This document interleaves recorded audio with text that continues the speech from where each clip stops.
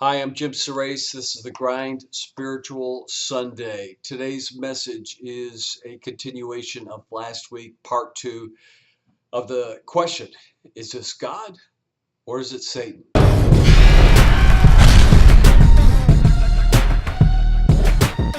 Today I'm going to tell a story from the Word, the Old Testament. It happened thousands of years ago about a man named Joseph. Joseph had 11 brothers. He was the son of Jacob, the grandson of Isaac, and a great grandson of Abraham. Anyways, Joseph had favor from his dad, Jacob, and also favor from God. In fact, one night, Joseph had a dream that his brothers, 11 brothers, were lined up, bowing down before him, just kind of giving him an idea of his favor and how he was elevated in his family. Well, it wasn't long before the brothers caught word of Joseph's dream and they became extremely jealous, not only because of the favor of the father, but also because of the dream. Well, one day they happened to catch Joseph out and about and actually took him and threw him into a well. And then eventually, after some days, sold him, decided that, well, let's sell him into slavery. So they sold them to someone who actually was the captain of the guards that served Pharaoh, who was the king of Egypt. And he sold him as a slave. And so, at this point, you might think, well, geez, is this God or is this Satan? What's going on with Joseph? Is it God trying to teach him something? Is it Satan oppressing him because of the favor of God? So you might imagine that Joseph might be considering those thoughts. Anyways, Joseph, being the righteous man that he was and a godly man, soon gained favor also in Potiphar's household. Potiphar was the one who bought him as a slave. And it wasn't long before Potiphar put him as head of his household. And so, certainly the favor of God, right?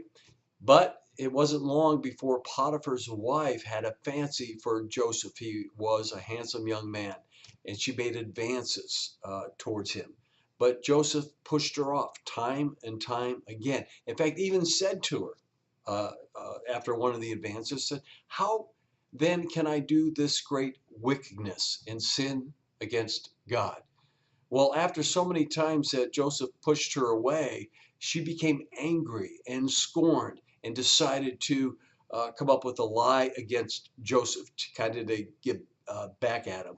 And so she told the fellow servants, she told them that Joseph tried to rape her.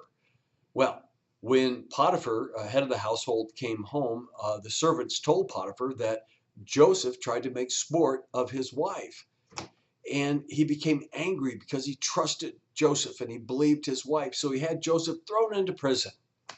Certainly at that time, I would imagine that Joseph was thinking about, like what's happening to him. He's just being a good man and this stuff is coming upon him. Well, Joseph was in prison for years. And there happened a short while after that there was two servants of Pharaoh, king of the land, that were also thrown into prison.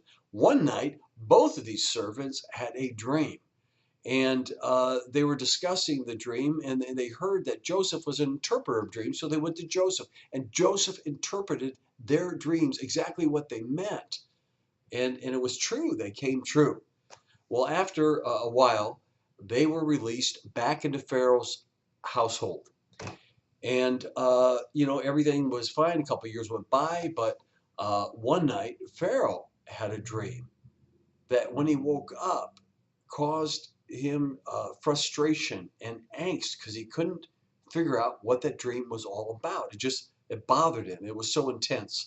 So he called his magic practicing priests and he called his wise men all together, told them the dream, and asked if they would interpret. None of them could interpret the dream. Well, one of the servants that was in prison with Joseph, who had their dream interpreted, overheard what was going on, and he went to Pharaoh and he says, "Hey, I was in prison with a fellow by the name of Joseph who interpreted my dream accurately." And so Pharaoh sent for Joseph, And Joseph came in front of Pharaoh, king of the land. And so Pharaoh told him the dream. He said, I heard you're an interpreter of dreams. Interpret this dream. And what Joseph did, and the dream's interpretation was that there would be 7 years of plenty of harvest and goodness upon Egypt. But then it would be followed by 7 years of famine. And then Joseph told Pharaoh, um, and Pharaoh was really excited about Joseph's interpretation. It seemed it reverberated with him that that was true. And but Joseph said to him, well, inasmuch as God has shown you all this, not me, but God has shown you all this, there's that and Joseph came up with some wisdom and told Pharaoh that, kind of gave him like an idea of what to do. He says, since you're going to have 7 years of plenty, you should hire someone who would oversee the storing of goods for those 7 years. So when the 7 years of famine come, there'll be plenty. So Pharaoh said to Joseph, since, as you said, that God has shown this to you, all this to you, there's no one as discerning and wise as you. You shall be over my house, and all of my people shall be ruled according to your word. Only in regard to the throne will I be greater than you. And then Pharaoh said to Joseph, see, I've set you over the entire land of Egypt. So Joseph was over the whole land of Egypt, and had 7 years of plenty stored up, so much that they had more than what they needed as a country. And when the whole land went into famine, many other kings from other countries came to Joseph in order to get from their plenty because they did not store up. So Joseph, what he did was he gave them in exchange for land, and Egypt grew in countryside as well as in favor. And it came to a point that Joseph's very brothers were in another land that was under the famine, and they heard that Egypt had this great storehouse of plenty. So they actually went to Egypt and eventually ended up in Joseph's court and asking Joseph, their brother, who they thought, was still a slave, had no idea what happened to him. And here he is, he's heading up Egypt, and Joseph's brothers are bowing before him, asking for part of the plenty that was stored up in Egypt. And so it goes all the way back to the dream that Joseph had in the beginning, the dream with the brothers bowing before him. So it came to fruition. Now, all through that story, something like that happened to you, where you just, tried to do the right thing, but then you're in this valley, in this adversity, and you wonder why, that's happening. Understand that as children of God, we have his favor. And so no matter how things look, in fact, one of my favorite Proverbs is chapter 3, verses 5 and 6, which says, and this is what Joseph did, trust in the Lord, lean not on your own understanding, but in all your ways acknowledge him, and he will set your path straight. Trust in the Lord. Lean not on the reality of the moment, but just acknowledge God's name and everything, and he's going to make it all work out.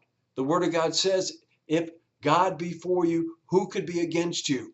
And there was so much that was coming against Joseph, but God's favor elevated him out of every single situation because Joseph trusted God and looked to God for his sustenance, for his delivery, for his favor, because he knew that God would take care of him. So the challenge to all of us today is that no matter what the situation, we need to reflect upon Joseph's life and understand that no matter how bad things look or how unfair that it is, even if you suffered abuse or offense, that you can always trust that God will set your path straight. In fact, the Word of God says what was meant for evil, God will turn to good. That's the message for today. May the Lord bless you and keep you. May his face shine upon you. May the Lord overwhelm you with supernatural faith and trust in him, that no matter what your situation is, God has not taken his eyes off of you. He's not gotten busy in Mozambique or someplace. Now, Jesus said, lo, I will be with you even till the end of time. May the Lord bless you. Subscribe today at simonarias.net.